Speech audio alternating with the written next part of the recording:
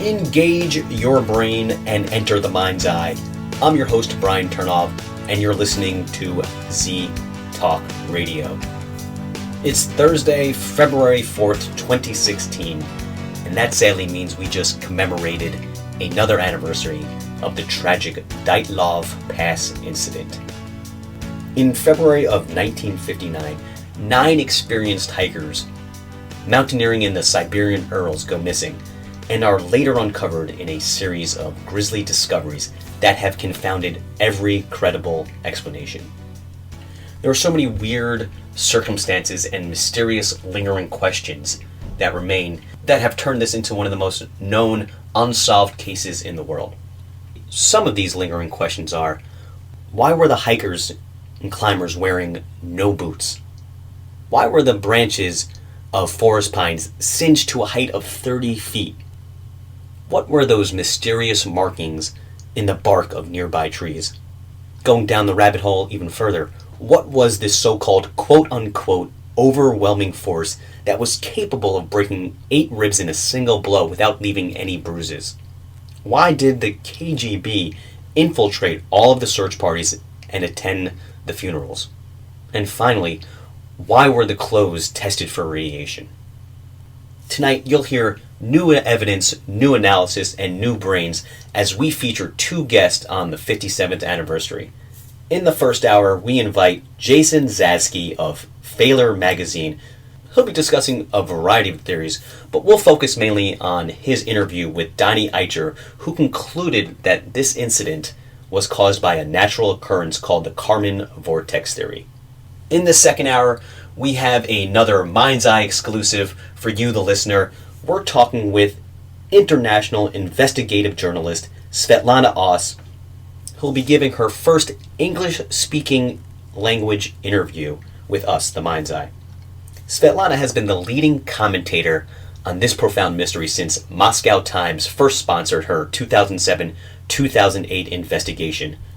We'll talk about her conclusions of what happened, featured in the recently released book, Don't Go There, The Mystery of Dyatlov Pass. Was it sex? Was it hypothermia? Was it robbers?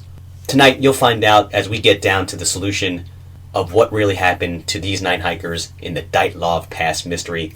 Join us on the other side of the break. We'll be right back with Jason Zasky of Failure magazine. Big digital applause for our first guest of our special doubleheader. Let's welcome to the show Jason Zasky of Failure magazine. Jason, thanks so much for helping us today commemorate the anniversary of the Dyatlov Pass mystery. Yeah, thank you for having me. It's our pleasure, and I want to talk a little about you and your background. You know, I thought I saw you through Failure Mag, and from my research, it's kind of your baby. Tell us a little bit more about Failure magazine. Well, I co-founded Failure magazine back in the year 2000, and really the idea was, failure and failure's close relative to success. They're both timeless subjects that everyone can relate to. So, every media outlet covers the subject of failure to one degree or another, but no one had ever really put it all in one place before, and so that was the idea behind us.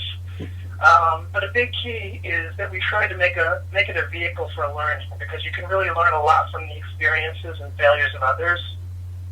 But I think the number one key to why it's lasted for 16 years is that it's not judgmental. So in other words, we try to find stories that are a little off the beaten path, tell those stories to the best of our ability, and then let the reader decide what to make of them. And I think the 2 Dyatlov Pass stories we did are a good example of that. There's an old quote that reminds me, failure, I believe how it goes, failure is the mother of success. And reading through those articles, that's kind of like what a theme that I got, even though these people had these trying times and they failed, eventually they got something positive from these type of failing experiences. Yeah, a lot of people ask me, well, do you just write about failures? And what we found is that failure and success are really mixed through almost every kind of story that you'll do. And so we lay it out for readers, but we don't really tell them what to think. Because, what one person sees as a failure might be a success to someone else, and vice versa. What's the selection process like for, I guess, picking your topics, and then also include there, what are some of your favorite topics to write about and to explore?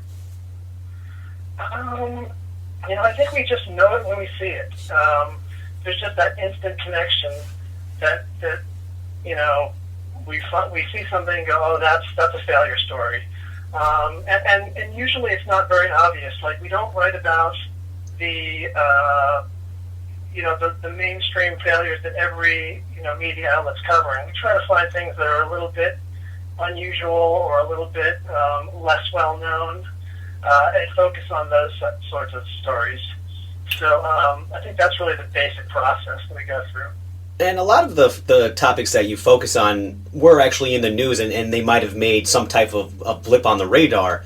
But like most mainstream news articles or topics, that it kind of falls to the wayside.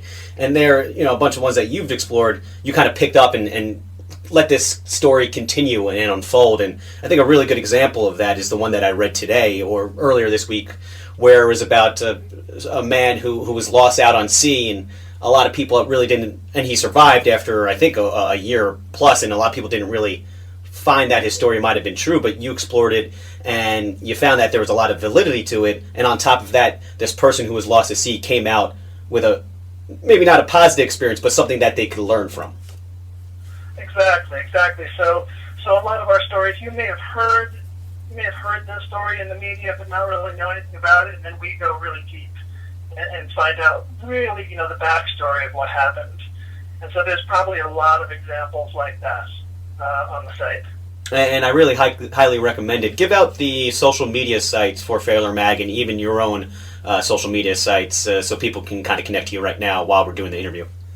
Right, so you can find the magazine online at failuremag.com, and you can also follow us on Twitter at failuremag. So it's the word failure and then M-A-G. Pretty straightforward. That's the right way to do it. Yeah. Before we switch gears, what can readers expect in the future from Failure Mag? More of the same, or is there anything else that you're looking into to expand or maybe even focus on specifically? Well, I think that we're about to launch a new version of the website, so it would be the third version of the site, brand new, and we're going to incorporate a lot more multimedia going forward, especially in terms of video and perhaps podcasting. So it's really going to be much more up to date in that regard. But in terms of the content, yeah, I think it's going to be pretty similar. We cover a lot of history and science in particular, and really love digging into those stories. Let's switch gears and talk about our main focus for tonight, and of course that is the Dyatlov Pass mystery. How did you become aware of this event? Yeah, I actually heard about it when I got a review copy of Donnie Eichar's book, Dead Mountain, because I hadn't heard about it before that, and I immediately thought it'd be a great story for FailureMag.com, just because it's so mysterious and because no one's been able to really definitively solve the case for more than 55 years. And I also liked, his explanation for what might have happened, which I'm sure we'll get into in a few minutes. Of course. And another thing about his book that I really liked is he gets really deep into the personal stories of the students.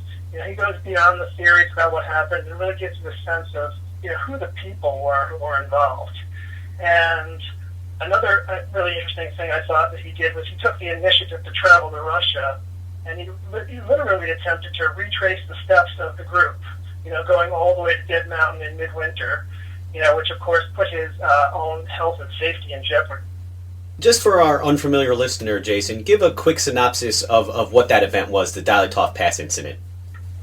Basically what happened was in January 1959, a group of 10 Russian students set out on this ambitious winter hiking and skiing trip, which they hoped would take them to a place called a Torten Mountain, which is in the northern Ural Mountains. And one of the 10 students, Yuri Yudin, turned back midway through the trip due to health issues. So that left 9 students, 7 men and 2 women, and they made their way deep into this remote wilderness area. And ultimately, on February 1st, 1959, they pitched their tent on this gently sloped mountain that's known as Dead Mountain, which is about 10 kilometers from their intended destination. And sometime during that night, or perhaps the next day, they all died.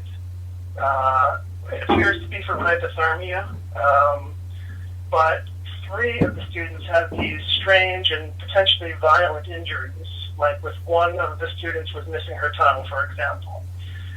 And so, kind of curiously, when the bodies were found nearly a month later, the authorities couldn't help but notice that, the students were only partially dressed.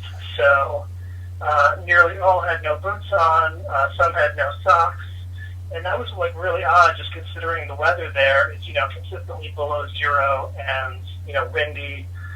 So, I mean, hardly conducive to going out underdressed. And basically what these students did is they left the relative safety of their tents to walk to what amounted to certain deaths. And why they did that, is this great mystery. I think there's been a lot of explanations proposed over the years. Everything from like escaped prisoner attack to a confrontation with the indigenous people of the area to an avalanche. But I'm not sure that any of the primary theories really stand up to scrutiny. It's a really famous incident in Russia, like everyone knows about it. The Dyatlov Pass, because that's the name of the leader of the group, Igor Dyatlov. And there's so many different, and you were touching on, you named right there off in itself, it was, 5 probably prevailing theories about it, and that's not even touching on the supposed fantastical elements of it. And I think why such a big part of the mystery is it seems that every time someone has a theory and you go with it, you research it, you follow it along, and you're like, wow, this makes a lot of sense, that could be. But then there's those strange phenomena that these hikers and even the search party encountered, and you get to the theory and then like, well, what about this strange thing? And then it can't explain this one aspect of it. And then you go to the next theory and like, oh, this is great. There's a lot of information there, a lot of details, but they can't explain this part of it. And yeah, exactly. There's so many different possibilities. It's almost like a dizzying array of possibilities. Yeah, it's really hard to wrap your head around. And what Failure Mag did, and you guys did a great job of interviewing Donnie, who came out with this book, I believe it's called Dead Mountain. And you guys kind of got to the heart of this, I guess, this really new theory that he put out. Let's go into that, because I think I always tend to fall on how can we explain this in the most natural way, and I think that's what Donnie was trying to do. So let's focus on his theory a little bit and what his conclusions were. Talk about your interview with Donnie and his theory and really what his conclusions are. So what Donnie did was, ultimately he got in touch with atmospheric physicists at the National Oceanic and Atmospheric Administration in Boulder, Colorado.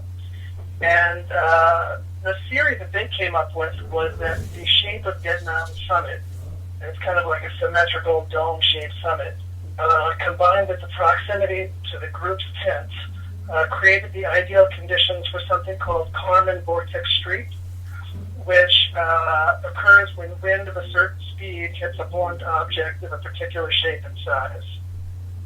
So what happened, they think, is that the wind created these small tornadoes which were spinning off both sides of the mountain, and that in turn produced infrasound, which can produce some really scary sounds and vibrations, scary enough that they might have prompted the students to like rush out of their tents and just flee in terror, essentially. So I mean that kind of sounds like a little suspect at first, but I'm told that it can be like an ear-splitting roar that sounds like a freight train when this happens. And if you can imagine that happening, in the pitch dark, in the middle of the wilderness at night, that can be pretty scary. And you can envision, people like running from that, even though they know that they're running to their death, essentially. How does it exactly produce panic in the people? Obviously, there must be some type of natural occurrence that happens. How does it affect the body specifically? It's like apparently it's like it produces almost like a panic attack. Like you get increased heart rate and so forth, and so it's like it's not just like a mental thing. It's like produces like a physical effect in many cases too. So that's what's really interesting about it, and apparently it affects different people differently. Like some people might not be as vulnerable, if you will, to the effects, and whereas other people could be really vulnerable. So it's kind of hard to, predict how people would respond. But apparently there are some places in the world where, this is known to be an issue, and one of them is in New Mexico. And so, it has been, illustrated, quite a number of times. Seems good thinking about it, because we know that the brain is susceptible, depending on I guess the type of frequency can give you different types of emotions.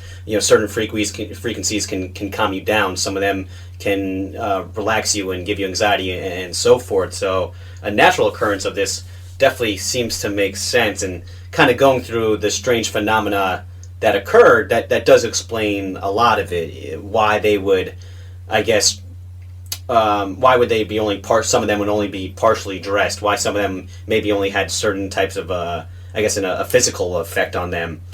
In the research, I found that the tents were supposedly cut from the inside. Do you think that would help explain that too? Because I guess that could be a form of panic in some sort. How does this theory explain that aspect of it? Yeah, I think that would kind of fit, because if you wanted to get out in a hurry, then you would cut from the inside out and try to just get out any way you can. So I think that actually does line up with this line of thinking. Now, what about the other mysterious parts? For example, how could this theory, the Donnie Eichar theory from Dead Mountain, and it's called, like you called the Carmen Vortex Street, how would that explain the radiation traces found on the hikers? The radiation traces are a little bit hard to explain. I mean, that could have come from a lot of things, presumably.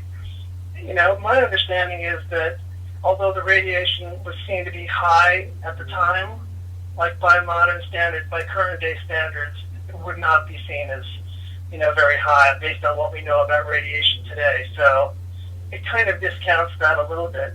But, you mentioned the word experienced, and everyone seems to refer to the hikers as experienced hikers, but I always think, they're still kids in their early 20s for the most part, so how experienced really were they, Maybe they just did something kind of stupid, and, they paid with their lives. I mean, I think that's, not an unreasonable, thing to think. Staying on with Donnie's theory on this natural wind occurrence that could produce panic, how would that explain or justify or really touch on the fact that only one of the hikers were missing a tongue?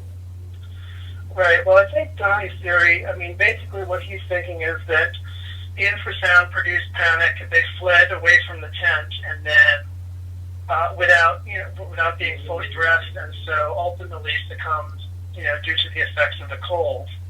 And so the tongue being missing, I think, was a result of that particular student, perishing face down in the snow, which, when the snow began to melt, turned into a little bit of a stream, and then, microbes ate away at the tongue, and, decomposition, and so forth, can explain that particular injury. In your research, just to stay on the weird aspect of it, and just to scale back with the radiation, in your research, did you find that any of the workers actually worked for the Russian government, or were schooling some of their focus of school had to deal with the Russian government, and obviously at the time the Cold War? Did you find anything that said that? Because I've heard many conflicting reports about that. Yeah, no, I didn't come across anything of that sort. I know that in Russia, where this incident is really well known, there's a lot of suspicion about the government and how they were somehow involved in the death of the students, and that they were engaged in some sort of cover-up. But, I kind of discount that a little bit, because really the government could have done a much better job covering up the incident if they'd wanted to, like not having the bodies be found at all, or they could have destroyed all the case files, and cover up the incident in that way. But I think the case files were left intact and ultimately released in the late 80s and 1990s. So, plus, other, files related to many more troubling incidents than this were released. So, I kind of tend to discount that sort of thing. It seemed that maybe a lot of the investigation was more sloppy than nefarious cover-up means or so. What does the Russian government officially say was the cause of death, just so we can weigh the difference there? The official explanation by Russian authorities was that the deaths were caused by an unknown compelling force. So very that vague. sounds to me like they couldn't really explain what happened. And I think that's probably the reason why a lot of people did think that there was some type of cover-up. They couldn't probably explain it themselves, so they probably wanted to leave as vague as possible and didn't want to be beholden to one thing. And then if they did find out with competing evidence, then there would be almost proof that there was a cover-up, even though there wasn't a cover-up. So it almost seemed that they were possibly, the Russian government, in their investigation, not only was it a little sloppy, but they were in a damned if you do and a damned if you don't type position. Yeah, I mean, I think they looked at a lot of different possible explanations, and none of them really seemed to fit, at least not with what they knew at the time. Do you agree with Donnie, or do you kind of have your own thoughts? I'm kind of inclined to think that he's got a pretty credible explanation. But, what's interesting about his explanation is that it could be tested. I mean, you could go out to the site at the appropriate time of year, set up a tent there, you basically recreate the scene, and stay there and see whether, under windy conditions, whether Carmen Vortex Street, an infrasound occurs. So, and then see how, the people who are there during this experiment respond to it. So it might even be like a great documentary film to actually go and try to test his theory. So that's one of the things that's nice about it is, I think it could be validated, although it would take a great deal of effort. And I would not want to be one of the, I guess, lab rats in that experiment, so to speak. Yeah, apparently in January it's pretty consistently, 20 or 25 below zero, very windy, very unpredictable weather. So it is quite dangerous to go out there in January and February. I try to give it, I guess, try to look at it through the prism of Occam's razor, and essentially that's, to oversimplify that one, it's the simplest explanation is normally going to be the best one. Do you think Donnie's is the Occam's razor of all the theories, or is there even maybe a simpler explanation? Yeah, I don't think Donnie's would be the simplest, just because it's so scientific. The simplest explanation is probably, well, either something I alluded to before, just, kids being kids and doing something stupid, or probably the avalanche theory, maybe the simplest possibility, but I'm not sure that holds up just because it's not a really steep slope there. There's not a history of avalanches as near as I can tell in that spot. And if there had been an avalanche and they were in the tent, on a slope that's short, could they have gotten out in time? So maybe that's the simplest explanation, but maybe not the best one. Let's take a quick commercial break. We're going to be right back with Jason Zasky of Failure Magazine. Stay tuned. Right after this quick commercial break, this is The Mind's Eye. We're back on The Mind's Eye with Jason Zasky of Failure Magazine, and we're talking and continue to talk about the Dyatlov Pass Incident. And we're going to retouch on the stranger, the weirder, the fantastical elements of it.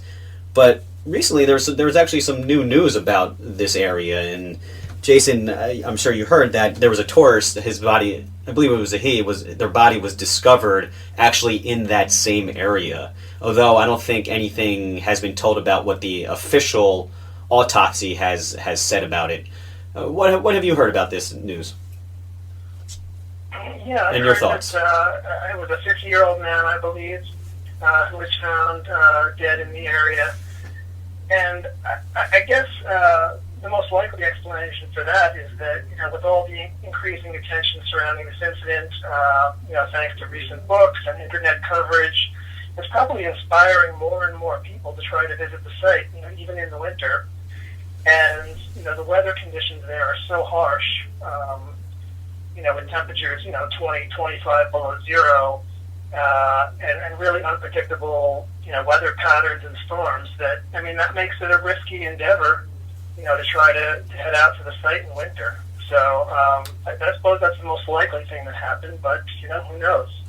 And I'm actually a little surprised that we haven't had a few more of these. So hopefully, for those who are going to be traveling in that area or want to travel in that area, maybe you want to leave it to the pros. I'm not sure who that is, but I know I'm not one, so don't leave it to me. Yeah, apparently there is not much.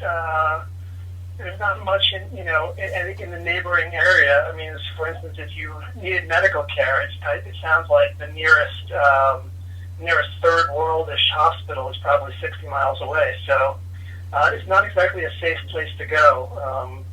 Even under the best of circumstances.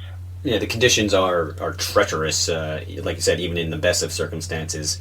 I want to stick with some of the stranger elements of it because both the search party and the Dyatlov hikers, they witnessed, and depending on the report that you read, various amounts of pretty much it was the same thing but described in different ways. I believe the search party said that they saw fireballs in the sky, and then also similarly there was descriptions by the hikers of light of disc and spheres moving with, I guess it would, and moving around quickly. How do we explain that part of the story? It's pretty hard to explain, but it seems to be a pretty consistent reports from a lot of different sources that there were, light orb sightings, at various times, especially after the incident took place later in the month of February 1959. So there's not much doubt that there were, strange lights in the sky, fireballs, but as to what they were, that's really a difficult thing to interpret. I'm not sure what you've heard about that aspect of things. If I had to guess, and taking away the fantastical elements of it, I know obviously it was 1959 at the time. This was the Cold War. The political climate was tense, but on top of that, there was also a lot of rocket testing going on, and not too far from that area. Do you think there's a chances that rockets could have possibly, that a rocket or some type of rocket testing by the government could have killed them? I think that there's probably a good amount of testing and various things going on relatively close by. But what seems hard to imagine is how rockets would have taken their lives. I mean, there didn't seem to be much evidence of disturbance in the area beyond what the group themselves had done. So it's not like all the theories about armed soldiers coming and killing them and things like that. I mean, there doesn't seem to be any evidence of footprints beyond like their own. So it's kind of hard to see how those fit into possible explanations. I'm really glad that you just brought up the footprints part of it, because in our next hour we're interviewing Svetlana Oss, and she has a theory that explains a lot of the strange phenomenon for it, and it seems like a fairly simple explanation. I want to get your idea, and I want to get your thoughts on it. She believes that, and we're going to go into this much more into the next hour, so we're just going to quickly touch on this right now, that the local native population, that they were responsible for the death, that area specifically is considered to be both a sacred and dangerous place, and supposedly the translation for that area is "don't go there." What are your thoughts on this theory? That was definitely a popular theory, especially early on, like shortly after the incident occurred. I guess there are some things that argue against that. I believe the nearest Nazi settlement was, at least 30 miles away. Generally speaking, they're known to be a peaceful people. They did contribute to the search effort. So, and also they were accustomed to having hikers in their area. So perhaps perhaps this group stumbled on a religious site somehow, a place that was sacred to them. So it's a reasonable thought, but on balance, it seems like that's less likely. I know that some people say that the destination where the students originally intended to go, or Torton Mountain, some people say that is translated to "don't go there," but I've heard that it's actually referred to by the Mansi as "mountain of goose nests." So that's a very different, meaning than "don't go there." Yeah. A little bit more of a lighter touch than "don't go there," to say the least. Yeah, so apparently, or supposedly, "don't go there" is actually a mistranslation of something that appears on a Russian map and refers to a different place. But that's hard to verify. There are a lot of out there theories and that play into and I myself am a conspiracist on some level, but there are some of these ones are quite fantastical. But I'd be remiss if I didn't touch on it, and quite frankly, my listeners would kill me if I didn't. So let's test a little bit of the validity. One that I think, of all the conspiracy ones, maybe the one that has a little validity to it is that maybe these hikers, that they stumbled upon some type of secret experiment in the area that they weren't supposed to see. Any truth to that there was some type of experimentation going on in the general vicinity of the mountain? I mean, it's possible. There's certainly, at the height of the Cold War, there was a lot of things going on in remote parts of Russia. So, that's not the easiest thing to dismiss. But for me, it comes back to, what's the evidence at the site that they, were attacked or confronted. That's to me where it gets a little bit difficult to explain that particular line of thinking. That's as far off, as far as I'm going to reach with that, but as I would personally like to. But of course, then there's always the other ones where some people say there's a UFO, there's a Yeti, who knows what else that they could explain. Obviously, there was a lot of strange stuff that goes on, but there's nothing that could point to a Yeti or a cryptozoological animal, something unidentified. Doesn't necessarily have to be an alien, but a UFO of some sort. Right, yeah. You would think then, like some people wonder, well, was it as simple as, a wild animal? But, as far as I can tell, bears would be in hibernation at that point, and there wasn't the kind of injuries that you would expect, from as simple an explanation as that. So, things like UFOs and such, I mean, it's, it's hard to point to any evidence that, that would back that up. And the medical evidence might be some of the strangest to kind of hold on to, just because there was almost a wide variety of injuries. One person, I believe, did have serious head trauma. Other hikers had internal injuries that maybe weren't as extensive or as bad as that. Like we said, one was missing a tongue. Others, and then I believe one of them died from hypothermia. So even within the deaths, there seemed to be a variety of them in itself. Yeah, it appears that 3 of the students had, significant injuries that could be, characterized as violent. And the thought is that actually 3 of them, fell off a ledge, into a ravine, a drop of about 24 feet. And that's the most likely explanation for, the broken ribs and the, skull fracture and the things, the injuries along those lines. If you had to choose one theory and one theory over, we touched on a lot of them, would you choose Donnie's, or what do you think is the best explanation for this event and the tragedy and the trauma that these students and hikers had to encounter? Yeah, I think that Donnie's explanation is the best, the most likely explanation I've heard so far. And, like I said, I wouldn't mind, seeing someone try to prove this and, putting the case to bed, essentially. I mean, I think it would definitely be doable, just expensive and difficult. Have you heard anything from Donnie about the possibility of doing something like that? Maybe a Kickstarter campaign? Have you spoken with him about how he can pursue it and make it more make it an actual, using the actual scientific method? I haven't, but, I believe when he was doing the book, he was thinking along the lines of, there could be a possibility of doing a film later. once the whole, research process was completed. I don't know if he's interested in pursuing that, but being that he's a television and documentary film producer, he would be the ideal person to sort of follow up and, take this to the next level, take the research to the next level. So I'd be curious if he pursued that at some point.